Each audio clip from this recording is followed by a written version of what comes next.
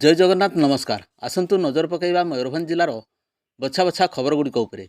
आपन जदि मयूरभंज को भल पाउथांती ताहेले वीडियोटी को शेष पर्यंत देखंतु। आउ चैनल को जो मैंने प्रथम कर सब्सक्राइब करंतु।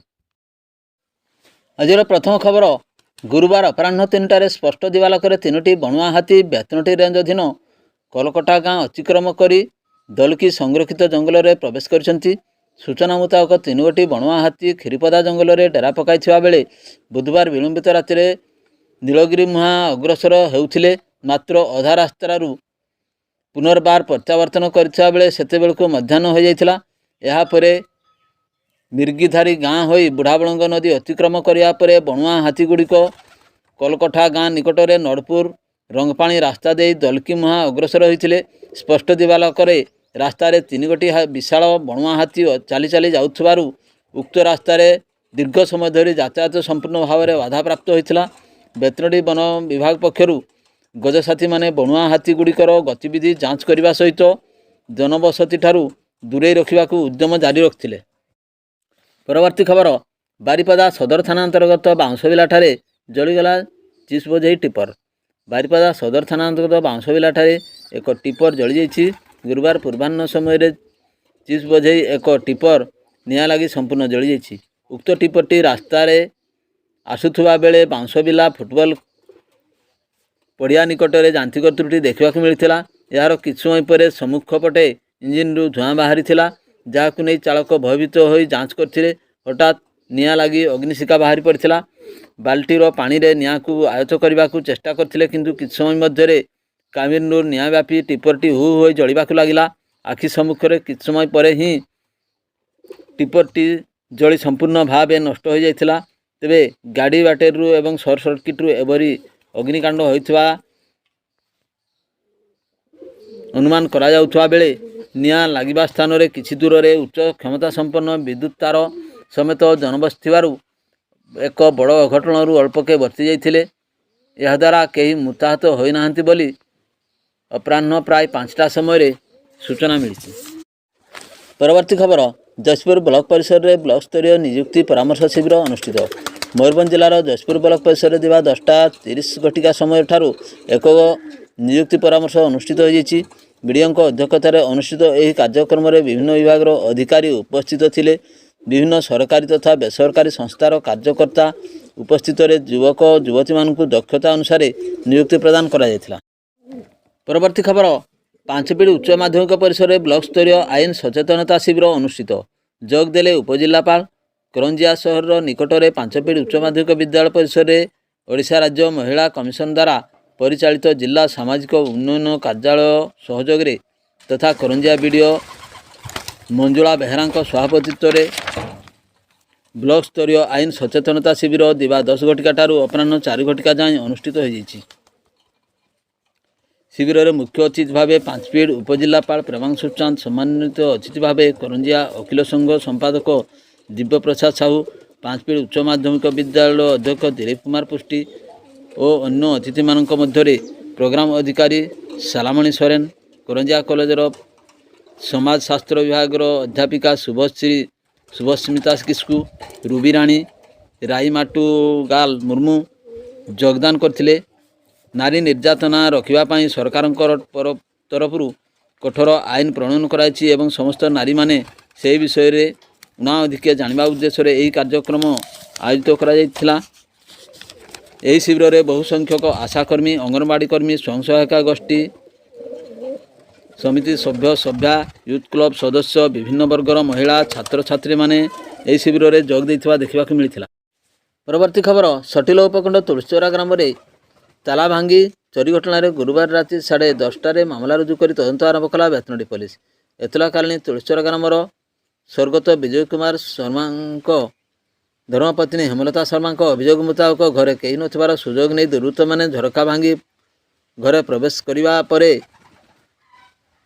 घरे पशि ताला भांगी 32 इंच टीवी समेत 2टी सेटअप बॉक्स, गोटे गगरा, गोटे डेक्ची, गोटे सिलिंग फैन, 4 ରୁ 5ଟି लुहा शाबल समेत 10 फुट लंबर 4टी लुहा खुंट एवं अन्यान्य सामग्री चोरी कर नहीं। एने बेतनटी पुलिस गुरुवार अपराह्न 4टारे सरजमीन तदंत कर फेरी बेले ଗୁରୁବାର ରାତି 10:30ରେ ବିଭିନ୍ନ ଦଫାରେ 41 ନମ୍ବରରେ ମାମଲା ରୁଜୁ କରି ତଦନ୍ତ ଆରମ୍ଭ କରିଛି।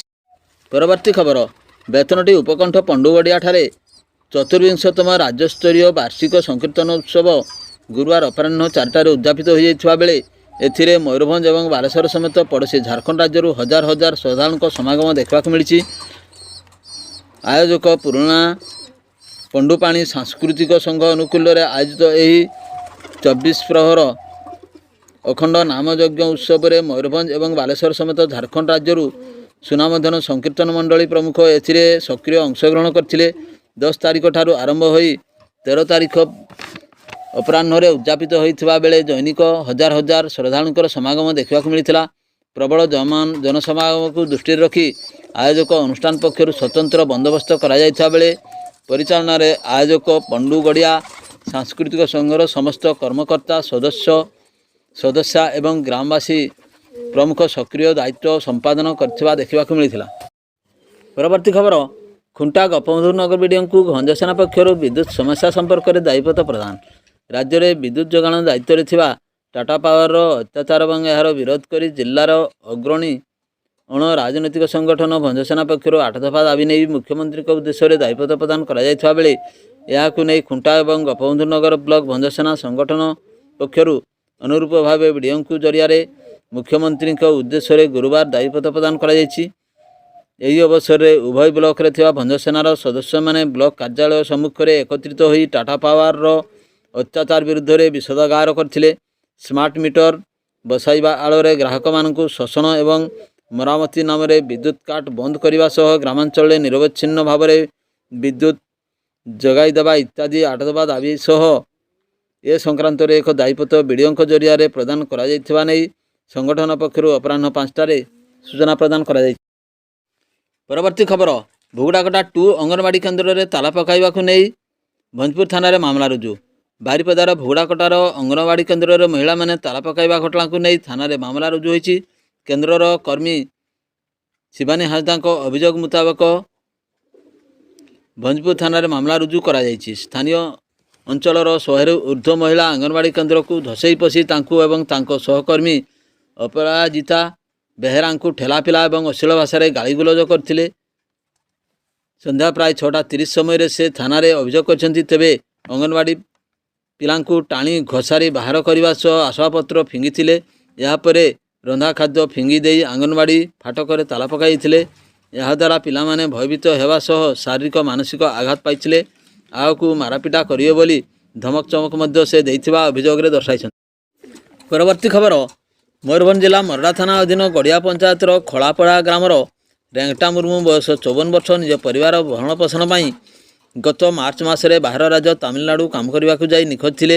ଏ ସମ୍ପର୍କରେ ମରଡ଼ା ଥାନାରେ ଜୁନ୍ ମାସରେ ରେଙ୍ଗଟା ନିଖୋଜ ଥିବା ନେଇ ପରିବାର ଲୋକେ ଅଭିଯୋଗ କରିଥିଲେ। ପୁଲିସ ଏହାର ତଦନ୍ତ କରି ଜାଣିବାକୁ ପାଇଲା ଯେ ରେଙ୍ଗଟା ତାମିଲନାଡୁର କୋଏମ୍ବାଟର ସ୍ଥିତ ଅନ୍ନୁର ଥାନା ଅଧୀନ ଏକ ଡାକ୍ ୱେଲ୍ ଭିତରେ ପଶି ଗତ ମାର୍ଚ୍ଚ 16ରେ ପ୍ରାଣ ହରାଇଛନ୍ତି। ସେଠାକୁ ଯାଇ ମୃତକଙ୍କ ପରିବାର ଏବଂ ପୁଲିସଙ୍କ ଦ୍ୱାରା ଚିହ୍ନଟ ପ୍ରକ୍ରିୟା ପରେ 10 ମାସ ପରେ ମୃତ୍ୟୁ ସମ୍ପର୍କିତ ତଥ୍ୟ ମିଳିବାର ସକ୍ଷମ ହୋଇପାରିଥିଲେ। ହେଲେ କ୍ଷତିପୂରଣ ମିଳିନଥିବାରୁ ମୃତକଙ୍କ ପରିବାର ପକ୍ଷରୁ ଓଡ଼ିଶା ହାଇକୋର୍ଟଙ୍କ ଆଇନଜୀବୀ ତଥା ବିଶିଷ୍ଟ ମାନବାଧିକାର କର୍ମୀ ଅଖଣ୍ଡ ବୁଧବାର ଏ ସଂକ୍ରାନ୍ତରେ ଜାତୀୟ ମାନବାଧିକାର ଆୟୋଗଙ୍କଠାରେ ଏକ ପିଟିସନ୍ ଦାୟର କରିଛନ୍ତି। ଏଥିରେ ସେ ଓଡ଼ିଶା ତାମିଲନାଡୁ ସରକାରଙ୍କର ମୁଖ୍ୟ ଶାସନ ସଚିବ ଏବଂ ଉଭୟ ପୁଲିସ ଡିଜିଙ୍କୁ ରେଙ୍ଗଟାଙ୍କର ମୃତ୍ୟୁରେ ସଠିକ୍ କାରଣ ଦର୍ଶାଇବା ସହ ପାଣିରେ ବୁଡ଼ି ମୃତ୍ୟୁବରଣ କରିଥିବାରୁ ତାମିଲନାଡୁ ସରକାର ମୃତକ ପରିବାରକୁ କ୍ଷତିପୂରଣ ସହାୟତା ରାଶି ପ୍ରଦାନ କରିବାକୁ ନିବେଦନ କରିଛନ୍ତି। ଏ ବାବଦରେ NHRCରେ 2993/IN 2025ରେ ଏକ ମାମଲା ରୁଜୁ ହୋଇଥିବାର ଜଣାପଡ଼ିଛି। ପରବର୍ତ୍ତୀ ଖବର, ବାଙ୍ଗିରପୋଷି ଥାନା ଅଣତିଦୁର ବ୍ୟାଙ୍କ ଅଫ୍ ଇଣ୍ଡିଆ ନିକଟରେ ଥିବା ଆଡ଼ଭୋକେଟ୍ ବିଭୁ ପ୍ରସାଦ ଦାସ ଏବଂ ତାରା ପ୍ରସାଦ ଦାସଙ୍କ ଘରବାଡ଼ି ଭିତରେ ପଶି ଚନ୍ଦନ ଗଛ ଚୋରି ଉଦ୍ୟମ କରିଛନ୍ତି କିଛି ଦୁର୍ବୃତ୍ତ। ମଙ୍ଗଳବାର ମଧ୍ୟରାତିରେ ତାଙ୍କ ବାଡ଼ିରେ ଥିବା 3ଟି ମୂଲ୍ୟବାନ ଚନ୍ଦନ ଗଛ ଚୋରି କରିବା ଉଦ୍ଦେଶ୍ୟରେ ଚୋରମାନେ ପଶିଥିଲେ। 3ଟି ଯାକ ଗଛକୁ ମୂଳରୁ କାଟି ନେବା ପାଇଁ ଉଦ୍ୟମ କରିଥିବା ବେଳେ ଘର ମାଲିକ ତାରା ପ୍ରସାଦ ଦାସ ଗଛ କାଟିବାର ଶବ୍ଦ ପାଇ ଘରୁ ବାହାରକୁ ଆସିଥିଲେ।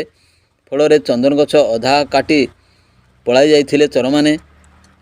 ପୂର୍ବରୁ ମଧ୍ୟ ଏହିପରି ଚୋରି ଉଦ୍ୟମ କରିଥିବା ବେଳେ ଗଛର ମୋଟା ଅଂଶ ନେଇ ପଳାଇ ଯାଇଥିବାରେ ସକ୍ଷମ ହୋଇଥିଲା ଚୋରମାନେ। ବାଙ୍ଗିରି ପଶି ପୋଲିସ ପକ୍ଷରୁ ରାତ୍ର ପହରା ଦେଉନଥିବାରୁ ବଜାର ମଧ୍ୟରେ ମଧ୍ୟ ଚୋରମାନେ ଅବାଧରେ ବୁଲିବାକୁ ସୁଯୋଗ ପାଉଥିବା ଅଭିଯୋଗ କରିଛନ୍ତି ଅଞ୍ଚଳବାସୀ। ପରବର୍ତ୍ତୀ ଖବର, ଜାନୁଆରୀ 1ରୁ ଶିମିଳିପାଳ ଦକ୍ଷିଣ ବନ୍ୟପ୍ରାଣୀ ଖଣ୍ଡ ଅଞ୍ଚଳର 1 ଏକର ପରିସୀମା ଖୁଆଡ଼ରେ ରଖାଯାଇଥିବା ବାଘୁଣୀ ଜିନ୍ନ ସ୍ୱାଭାବିକ ଭାବେ ବିଚରଣ କରୁଛି। ଏହି ଖୁଆଡ଼ର ପୂର୍ବରୁ ବାଘୁଣୀ ଯମୁନାକୁ ରଖାଯାଇଥିଲା। ବାଘୁଣୀ ଜିନ୍ନ ରହୁଥିବା ଏହି 1 ଏକର ଏନକ୍ଲୋଜରରେ ବୃଦ୍ଧି କରାଯାଇ 8 ଏକର ପରିସୀମା ମଧ୍ୟରେ ରଖାଯିବା ପାଇଁ ଶିମିଳିପାଳ ବ୍ୟାଘ୍ର ସଂରକ୍ଷଣ କର୍ତ୍ତୃପକ୍ଷଙ୍କ ପକ୍ଷରୁ ପ୍ରସ୍ତୁତି ଆରମ୍ଭ ହୋଇଛି। ଆଗାମୀ 25 ତାରିଖ ସୁଦ୍ଧା ଏହା ସମ୍ପୂର୍ଣ୍ଣ ହୋଇଯିବ ବୋଲି ଆଶା କରାଯାଉଛି, ଯାହାଫଳରେ ଏହି ବିସ୍ତୃତ ଅଞ୍ଚଳରେ ବାଘୁଣୀ ଜିନ୍ନ ସ୍ୱାଭାବିକ ଭାବେ ଚଳାପ୍ରଚଳ କରିବାର ସୁଯୋଗ ପାଇବା ସହିତ ଆହାର ଗ୍ରହଣ କରିବାରେ ମଧ୍ୟ ସହଜ ହେବ। ଜିନ୍ନତ ରହିଥିବା ଖୁଆଡ଼ରେ ତାହାର ସ୍ଥିତି ସମ୍ପର୍କରେ ବିଭାଗ ପକ୍ଷରୁ 24 ଘଣ୍ଟିଆ ଦୃଷ୍ଟି ରଖାଯିବାର ବ୍ୟବସ୍ଥା ରହିଛି। ଏବେ ନିକଟରେ ବାଘୁଣୀ ଜିନ୍ନତକୁ ଶିମିଳିପାଳ ଘଞ୍ଚ ଅଭ୍ୟନ୍ତରୀଣ ଜଙ୍ଗଲରେ ଛଡ଼ାଯିବାର ସ୍ଥିର ହୋଇଥିଲେ ହେଁ ତଥାପି ଜାତୀୟ ବ୍ୟାଘ୍ର ସଂରକ୍ଷଣ ପ୍ରାଧିକରଣ NTCAର ନିଷ୍ପତ୍ତି ଉପରେ ହିଁ ଆଗାମୀ ଦିନରେ ଶିମିଳିପାଳ ମଧ୍ୟକୁ ଛଡ଼ାଯିବା ପାଇଁ ନିଷ୍ପତ୍ତି ହୋଇଛି। ପରବର୍ତ୍ତୀ ଖବର, ବିଳମ୍ବିତ ସନ୍ଧ୍ୟାରେ ବହଡ଼ାଗଡ଼ାରେ ସଡ଼କ ଦୁର୍ଘଟଣା ଯୋଗୁଁ ମହିଳାଙ୍କର ଘଟଣାସ୍ଥଳରେ ମୃତ୍ୟୁ ଘଟିଛି। ମୃତ ମହିଳାଙ୍କ ନାମ ଦୂର ବେହେରା, ବୟସ 35 ବର୍ଷ ଏବଂ ଘର ବହଡ଼ାଗଡ଼ା ଥାନା କ୍ଷେତ୍ର ଅନ୍ତର୍ଗତ ପାଟପୁର ହରିଜନ ଟୋଲା ନିବାସୀ ହରିଜନ ମହିଳା ବୋଲି ଜଣାପଡ଼ିଛି। ମହିଳା ଜଣକ ଜାତୀୟ ରାଜପଥ 18ରେ ସଡ଼କ ପାରି ହେଉଥିବା ବେଳେ ଦ୍ରୁତ ଗତିରେ ଥିବା ଏକ ଅଜ୍ଞାତ ଗାଡ଼ି ସଂସ୍ପର୍ଶରେ ଆସିବାରୁ ମହିଳାଙ୍କର ମୃତ୍ୟୁ ଘଟିଥିଲା। ଅଜ୍ଞାତ ବାହନ ଦୁର୍ଘଟଣା ଘଟାଇ ପଳାଇ ଯାଇଛି। ବହଡ଼ାଗଡ଼ାରେ ଜାତୀୟ ରାଜପଥ ସ୍ଥିତି ଅତ୍ୟନ୍ତ ଖରାପ ଅବସ୍ଥାରେ ଥିବା ସହିତ ଷ୍ଟ୍ରିଟ୍ ଲାଇଟ୍ ଖରାପ ଅବସ୍ଥା ଯୋଗୁଁ ଏପରି ଦୁର୍ଘଟଣା ଘଟିଥିବା ଜଣାପଡ଼ିଛି। ମୃତ ମହିଳାଙ୍କର କ୍ଷତିପୂରଣ ଦାବିରେ ତଥା ସଡ଼କ ସୁରକ୍ଷା, ଷ୍ଟ୍ରିଟ୍ ଲାଇଟ୍ ମରାମତି ଏବଂ ଫ୍ଲାଇଓଭର ନିର୍ମାଣ ନିମନ୍ତେ ସ୍ଥାନୀୟ ବାସିନ୍ଦା ଦାବି କରିଛନ୍ତି। ପରବର୍ତ୍ତୀ ଖବର, ଉତ୍ତର ଓଡ଼ିଶା ପ୍ରସିଦ୍ଧ ମା ହିଙ୍ଗୁଳାଙ୍କ ବଡ଼ ପୂଜା ଆସନ୍ତା ଶନିବାର ଅର୍ଥାତ୍ ଆଜି ହେଉଥିବା ବେଳେ ଅଗ୍ନିଶବ ପୂର୍ଣ୍ଣିମା ଦିନଠାରୁ ଅଧିବାସ ଆରମ୍ଭ ହୋଇଛି। ଗୁରୁବାର ଦିନ ବିଷ୍ଣୁ ଯଜ୍ଞ ଏବଂ ସନ୍ଧ୍ୟାରେ ଭଜନ କାର୍ଯ୍ୟକ୍ରମ ହୋଇଥିବା ବେଳେ ଶୁକ୍ରବାର ରୁଦ୍ର ଯଜ୍ଞ ହେବ।